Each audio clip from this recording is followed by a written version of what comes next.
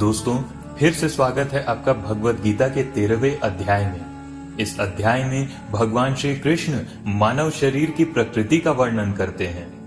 श्री कृष्ण ज्ञान, अज्ञान, प्रकृति और पुरुष की परिभाषा बताते हुए ये भी बताते हैं कि आत्मा के अच्छी और बुरी योनियों में प्रवेश करने का कारण क्या होता है। तो इन सब बातों को जानने के लिए इस वीडियो को अंत तक धैर्य और ध्यान पूर्वक सुने और वीडियो पसंद आने पर इसे लाइक और शेयर जरूर करें। तो चलिए बिना विलंब के इस वीडियो को शुरू करते हैं। श्री कृष्ण बोले, हे अर्जुन, ये शरीर क्षेत्र नाम से जाना जाता है और इसको जो जानता है उसे क्षेत्रज्ञ कहते हैं।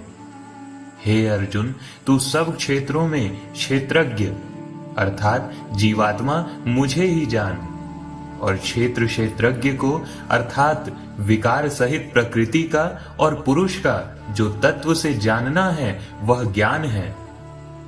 वह क्षेत्र जो और जैसा है तथा जिन विकारों वाला है और जिस कारण से जो हुआ है तथा वह क्षेत्रज्ञ भी जो और जिस प्रभाव वाला है वह सब मैं संक्षेप में तुझसे कहूंगा। यह क्षेत्र और क्षेत्रज्ञ का तत्व ऋषियों द्वारा बहुत प्रकार से कहा गया है और विविध वेद मंत्रों द्वारा भी विभाग पूर्वक कहा गया है तथा भली भांति निश्चय किए हुए युक्ति युक्त ब्रह्म सूत्र के पदों द्वारा भी कहा गया है।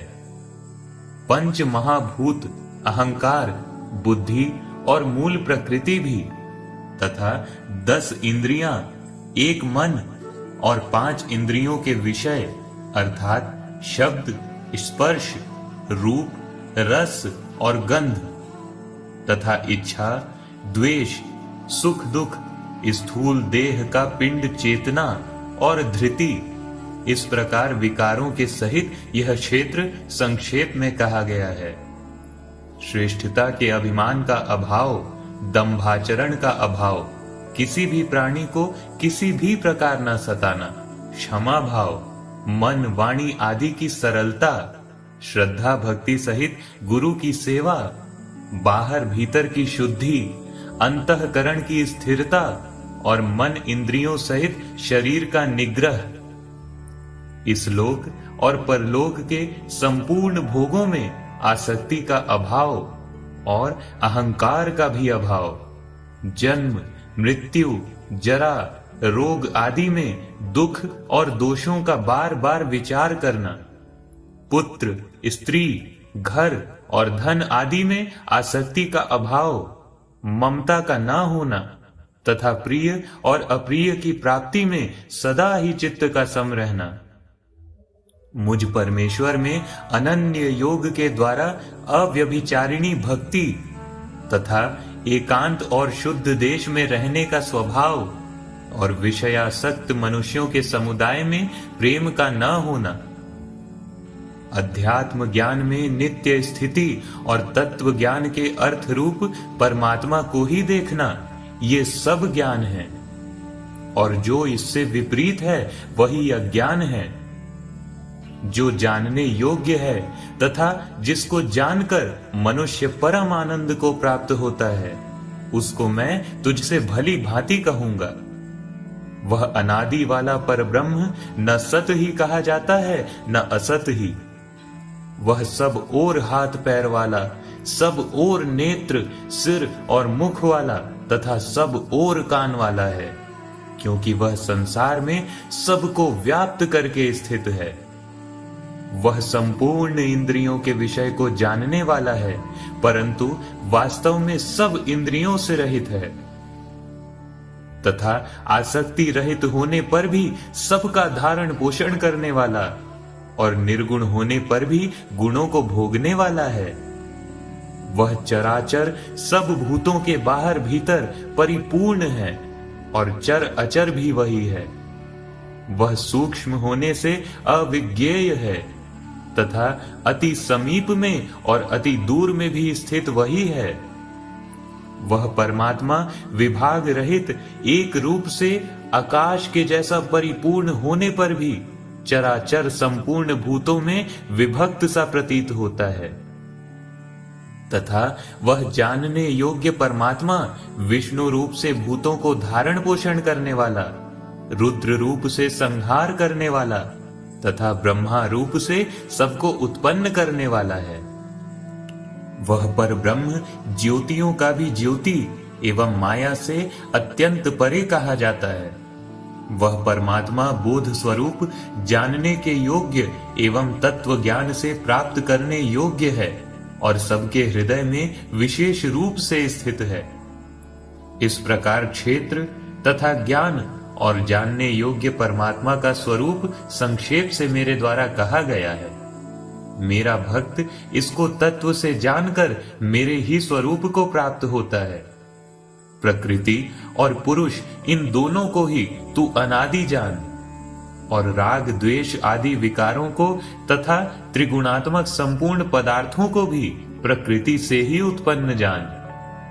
कार्य और कारण को उत्पन्न करने में प्रकृति आवश्यक होती है और जीवात्मा सुख दुखों के भोक्तापन में अर्थात भोगने में आवश्यक कहा जाता है।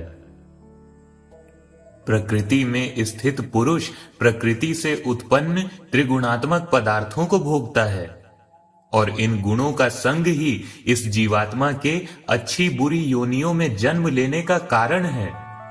इस देह में स्थित यह आत्मा वास्तव में परमात्मा ही है। वह साक्षी होने से उपद्रष्टा और यथार्थ सम्मति देने वाला होने से अनुमंता, सबका धारण पोषण करने वाला होने से भरता, जीव रूप से भोक्ता, ब्रह्मा आदि का भी स्वामी होने से महेश्वर और शुद्ध सच्चिदानंद घन होने से परमात्मा कहा गया है। इस प्रकार पुरुष को और गुणों के सहित प्रकृति को जो मनुष्य तत्व से जानता है, वह सब प्रकार से कर्तव्य कर्म करता हुआ भी फिर से जन्म नहीं लेता, अर्थात मोक्ष को प्राप्त होता है। उस परमात्मा को कितने ही मनुष्य तो शुद्ध हुई सूक्ष्म बुद्धि के ध्यान के द्वारा हृदय में देखते हैं, अन्य कितने ही ज्ञान योग के द्वारा और दूसरे कितने ही कर्म योग के द्वारा देखते हैं, परंतु इनसे दूसरे अर्थात जो मंद बुद्धि वाले पुरुष हैं, वे इस प्रकार से न जानते हुए दूसरों अर्थात तत्व के जानने वाले पुरुषों से ही सुनकर तदनुसार उपासना करते हैं और वे श्रवण परायण पुरुष भी मृत्यु रूप संसार को निसंदेह तर जाते हैं। हे अर्जुन, यावन मात्र जितने भी स्थावर जंगम प्राणी उत्पन्न होते हैं, उन सब को तू क्षेत्र और क्षेत्रज्ञ के संयोग से ही उत्पन्न जान। जो पुरुष नष्ट होते हुए सब चराचर भूतों में परमेश्वर को नाश रहित और संभाव से स्थित देखता है, वही यथार्थ देखता है। क्योंकि जो पुरुष सब में संभाव से स्थित परमेश्वर को समान देखता हुआ अपने द्वारा अपने को नष्ट नहीं करता, इससे वह परम गति को प्राप्त होता है। और जो पुरुष संपूर्ण कर्मों को सब प्रकार से प्रकृति के द्वारा ही किए जाते हुए देखता है और आत्मा को अकर्ता देखता है, वही यथार्थ देखता है। जिस क्षण यह पुरुष भूतों के पृथक पृथक भाव को एक परमात्मा में ही स्थित तथा उस परमात्मा से ही संपूर्ण भूतों का विस्तार देखता है, उसी क्षण वह सच्चिदानंद ब्रह्म को प्राप्त हो जाता है।